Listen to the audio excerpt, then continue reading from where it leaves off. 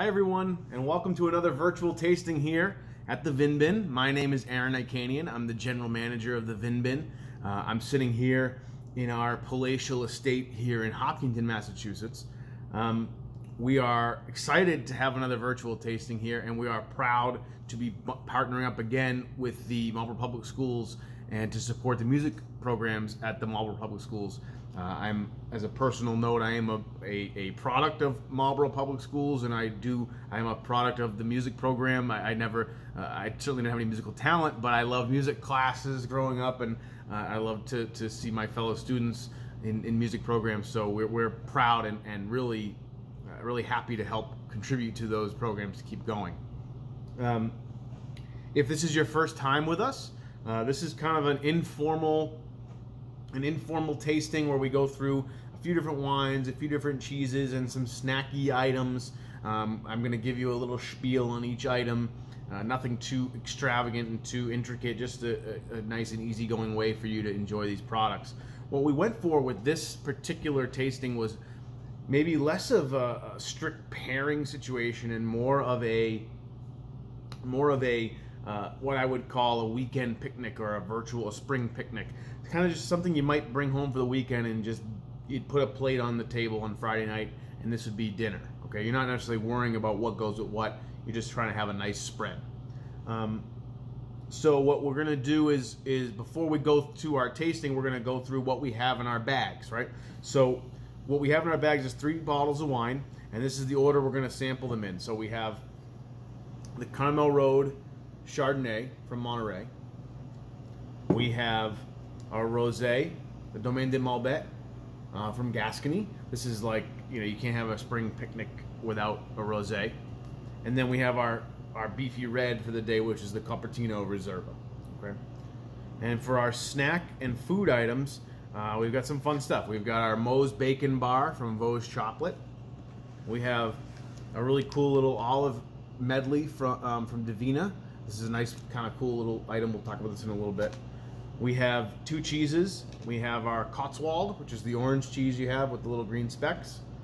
We have our Drunken Goat, which is the white one with the purple on the outside. And then we've got our little wafer crackers, my favorite ones. I use them in every tasting. Sorry, I just like them. So before we start here, I like to make sure everybody knows that you are under no pressure whatsoever to drink all this wine at once. You can. I'm not going to judge you, but if you want to have a little bit and then, come back to this tasting at another time to go to the next wine, that's okay too. No pressure here from the Vin Bin, okay? Let's look at our first wine of the day. This is a staple for us. If you've been shopping with the Vin Bin for a long time, this is a wine you've seen on our shelves for many years. The Carmel Road Monterey Chardonnay. I like this wine because this is a little atypical for Chardonnay. This is, it's very pretty, nice, pretty yellow straw color. But this is not your average big monster, lush, butter bomb Chardonnay from California. This is a much more streamlined, drinkable, easy, crisper style. This is actually totally unoaked. This is only stainless steel aging, which gives a lightness to it. It kind of stops with that woodsy toastiness. You don't get that in this wine. But you do get some richness. And how do they get that? Well, with this wine, they have a process called sur-lie aging, which is kind of an interesting process. Basically what they do is, in the winemaking process, there are a byproduct of that is dead yeast cells. And what they'll actually do with this wine is let it sit on its dead yeast cells and age on those yeast cells and actually can extract more flavor, more texture out of those. So that's a way that they're going to get the body of Chardonnay that they would normally use wood for. They're going to get that in a different way, and that's with the sur-lie aging. So as always, when we try tasting wine professionally is a sort of a 3-step process. There's the nose, then the sip, then the swirl, okay, and then the sip. It's actually 4-step because there's another nose. So what we do is we smell it first.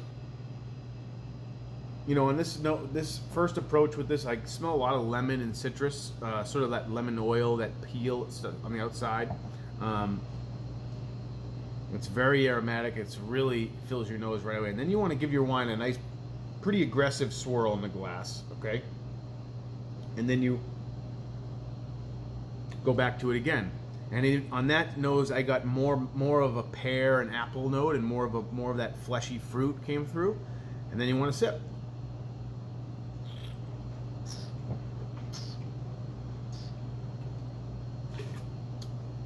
So, on the palate, I think this is a really, really different Chardonnay than you're probably used to. If you're someone who might drink a Kendall Jackson Chardonnay or something in that world, this is I mean, the acid level is way higher. This grips me right in the mid part of my tongue, and it's really high acid and really nice. That's a good thing. You want that. It makes a wine more drinkable. Makes your mouth water. My mouth's watering a little bit right now. Makes you want to have a little bit more of the wine. Really light bodied in the finish. It does have some texture and richness, so you can really extrapolate.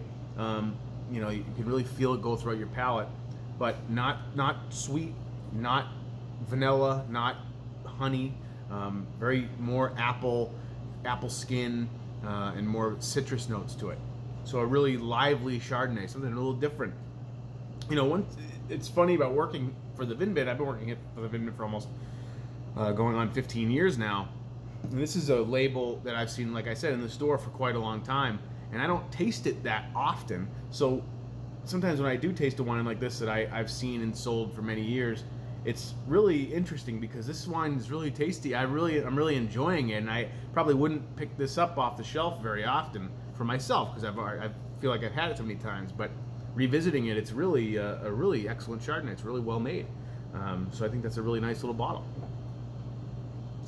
So now we're going to go on to our rosé. So this is the Malbec Rosé, really beautiful looking wine. Now let's talk about rosé for a second. Rosé is a incredibly popular wine, maybe the most popular wine we sell in the store from the months of, I would say, April to September. We get inundated with rosés. Once the weather hits 55 degrees, it's all we sell. But there are still people who think that rosés are all sweet, they're all sugary, and they all, for me, my first experience with a pink wine was probably the first wine I ever took a sip of when I was a little kid. It was my aunt's White Zinfandel, which, you know, I can remember in my head still now was awful. And I know there's a lot of customers I have that when they see pink wine, they immediately think that have a bad connotation with it, whether it's their grandma's White Zinfandel or you know, Rianiti on ice or something like that, some kind of sweet reddish pinkish wine. But that's not what we're drinking now. These wines are dry. A lot of them have more substance and body than white wine, and they're really layered in flavors. And the best part about rosé, particularly from European rosés, is they're really cheap. I mean, we can find really delicious tasting rosé for $10, $12, $14. We very rarely have rosé in the store that's above $20. It's just not. You don't have to spend money on it, and you don't have to. It's not meant to be that expensive. And the other fun thing we're having with rosé is finding different styles now. It used to be the only rosé we would get would be from Provence in France, and they would all be this, you know, pale salmon color. And that's all every one. Those are great. It's like the homeland of rosé. But now we're finding rosés from Spain and Portugal, the United States. We have a rosé in the store from Morocco right now that's really excellent. So this is really fun stuff. This wine, the Domaine Malbec, is from Gascony. Gascony is in basically this sort of large region between Bordeaux and the Spanish border, and it's what's just collectively called Southwest France. And typically in Gascony, there's a lot of wine. They make lots of wine, and a lot of times it's sort of wine that's meant to be in jugs, basically. It's just a plonky sort of substance. It's just they can make big batches of wine. But there are little pockets in Gascony where you can find really well-made wine, and this will be one of them from Domaine Malbec. So their rosé, as you can see, is a darker color. It's a little stronger, a little richer dark color. Now, this is a cool wine. So this is 50% Cabernet Sauvignon, which would explain the darker color.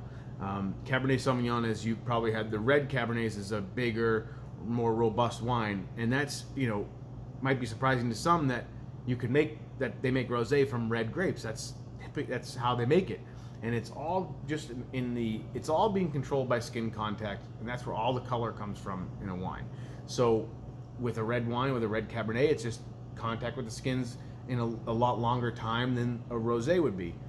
The skins add tannin and structure and body, so the longer you have it on the skins, the more of those you'll get. Whereas this is just a short amount of time. I think this one's only about 18 hours of skin contact. So this is really little. That's where you get this, you get a good strong pink color, but not enough, not a lot. So mostly Cabernet, a little bit of Merlot, a little bit of Tannat, which is a small blending grape they use in France, and a little bit of Syrah. Now with this one, so I get a really floral nose to this, really like roses and wildflowers. It's really interesting. Not as much fruit, more flowers. And when we give it a nice swirl, so then I get a little more fruit, a little more strawberry, strawberry skin, a little more jam coming through on it.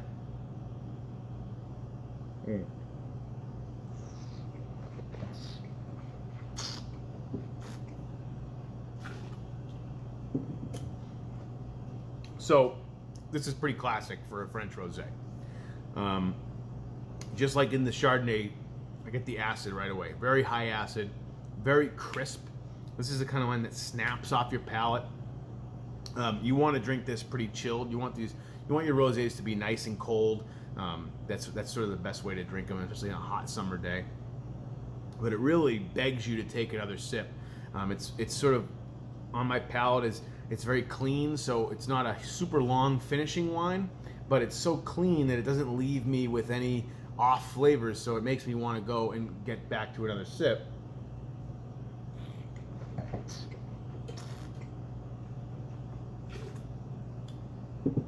And on the palate, you do get more berry, more strawberry, raspberry, a lot of citrus peel, very brightness to it. This is a really, really good entry to rosé. People who are afraid of rosé, this would, to me, is something that is really approachable. There's no sweetness at all. This is a really tasty little rosé. So look for rosés from Gascony. The Malbec is something we have in the store, and quite a good amount of it right now, so you can get more of it if you liked it.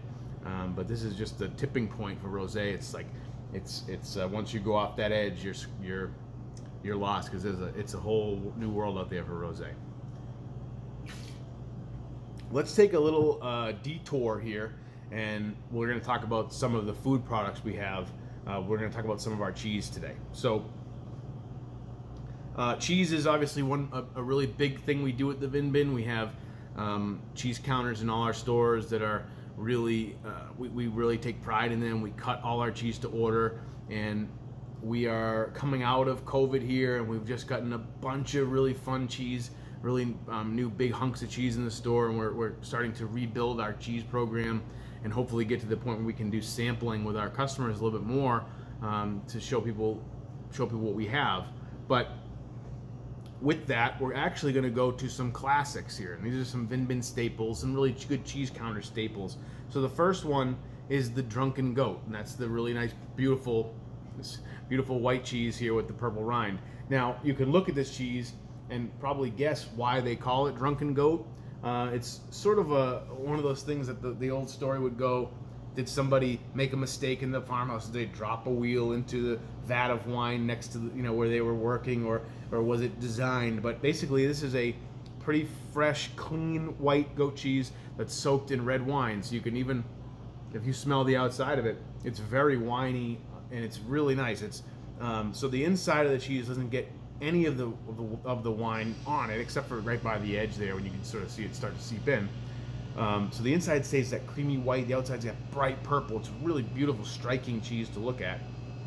And then when you look at the cheese itself, I mean, this is 100% goat cheese. It's very, very young goat cheese. It's really creamy, almost like perfect white.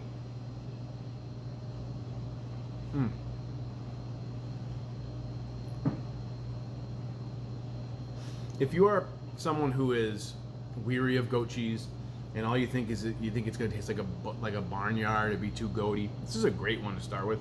It's so creamy, so soft, really luscious. The goatness, just the goaty flavor, just that little tang is like a perfect amount. It's just really well done. I'm gonna try another piece. So when you guys taste cheese, you know, cheese tasting is sort of a all senses thing. I mean,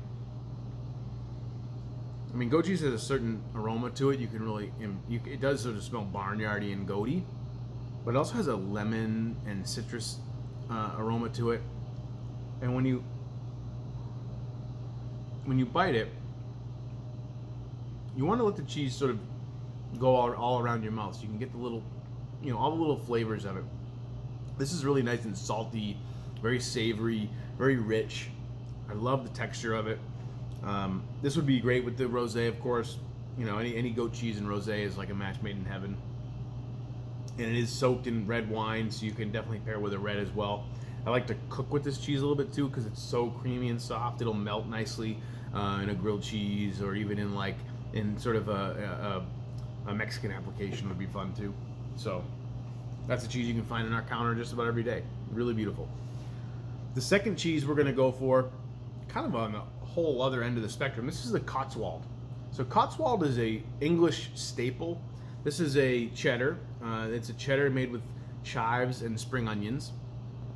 So if you were to go to, say, to England and have what's called a ploughman's lunch, or some kind of just a really country style lunch, cheese, bread, meat, pickles, and fruit, this would probably be the cheese they'd give you. This is what would be called the #1 sort of, this is a pub cheese of any kind.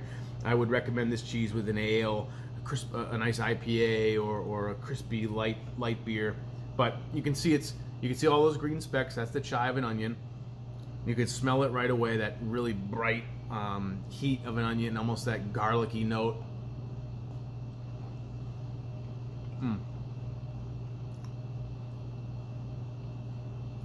So super tangy, creamy, not a super sharp cheddar. This is almost one of those cheeses where the cheese exists to carry the flavor to you.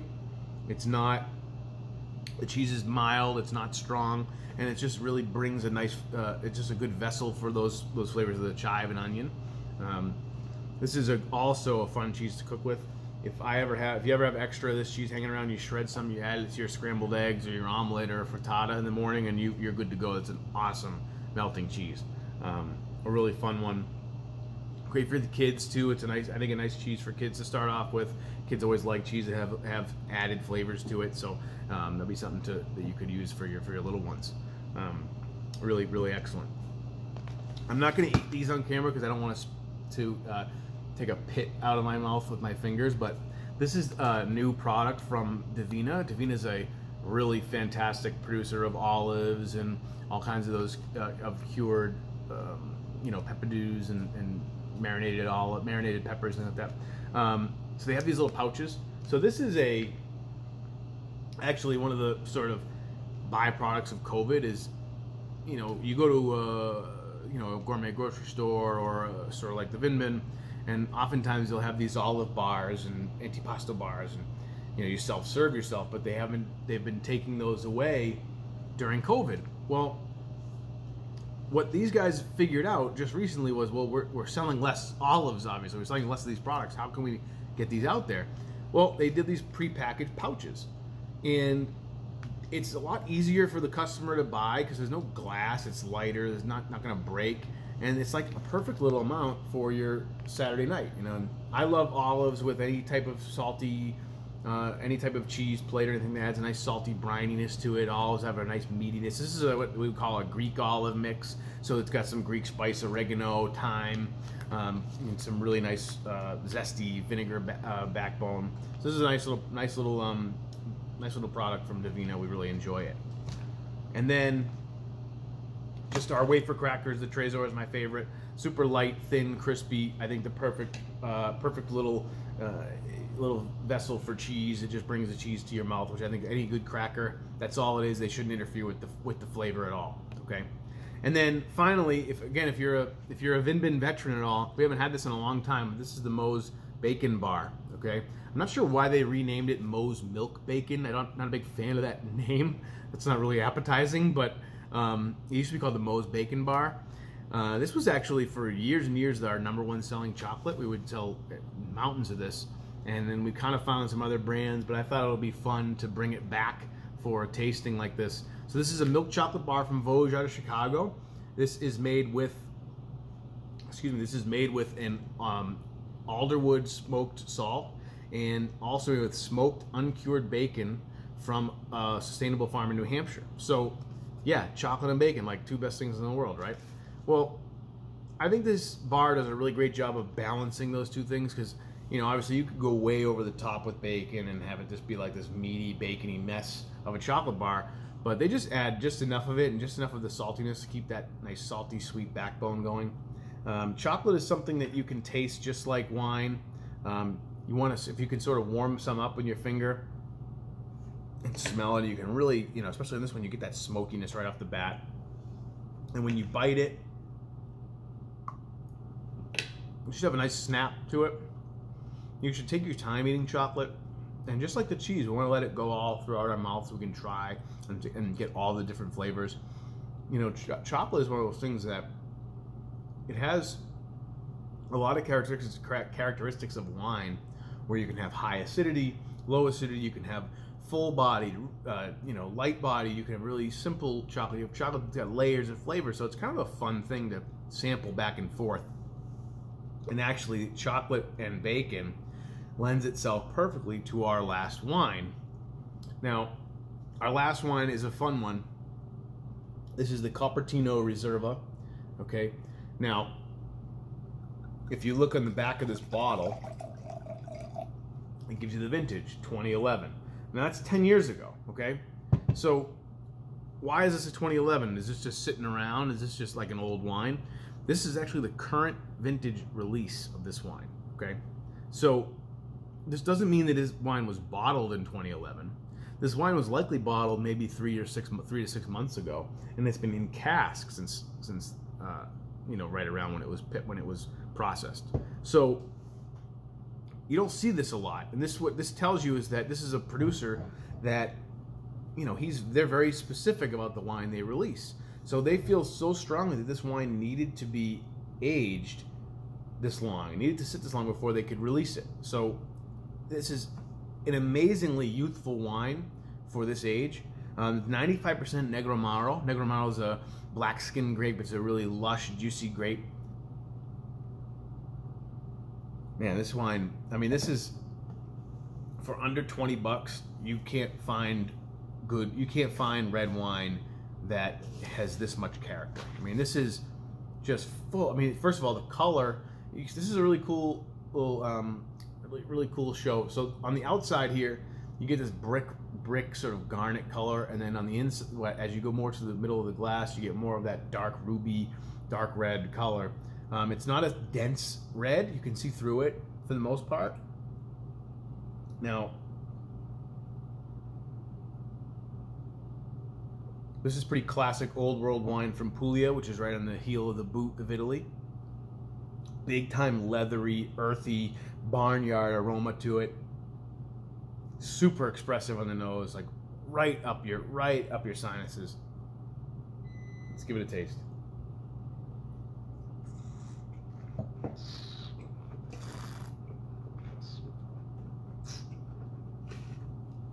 A lot of times with an older wine, you expect the flavors, particularly in this price point, you expect the flavors to be somewhat muted and sort of falling down a little bit. Not in this case. This is still, I mean, this fruit tastes young. It's bright. It's a lot of red notes, red cherry, red raspberry. Really, really jumping out. And then you get a lot of acid, a lot of bite, a lot of old world quality to it. Really nice wine. Very dry, not sweet at all.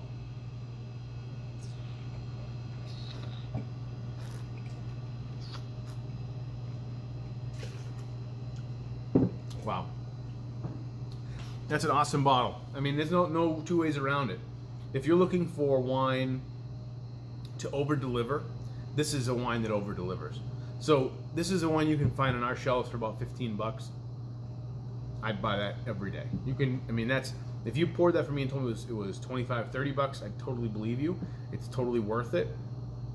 It's even, I mean, it's staying in my palate right now. It's got such length to it. It's a really great bottle of wine to go with any type of Italian food, pizza, even pizza, but you could also take it to something a little more classed up, like a beef braciole or classic lasagna or bolognese. It could go with just about anything. I'm really impressed with this wine. This is really good stuff. So that's our show for tonight. For today, I hope you guys enjoyed it. I hope you found some wine you liked. I hope you found some snacks you like and some cheese. Please come by and see us if you're local. I'm happy to chat. I'm in Marlboro every now and then. I spend a lot of time here in Hopkinton. You can always reach me via email at aaron@thevinbin.com if you would like to ask me any more questions about the wines, if you like questions about wine in general, or anything else I can help you guys with. I'm happy to. Like I said, we were honored here to help our friends at the Marlboro Public Schools music program, and we hope to do this again sometime. Until then, please stay safe and stay healthy, and we'll talk soon. Thank you. Bye.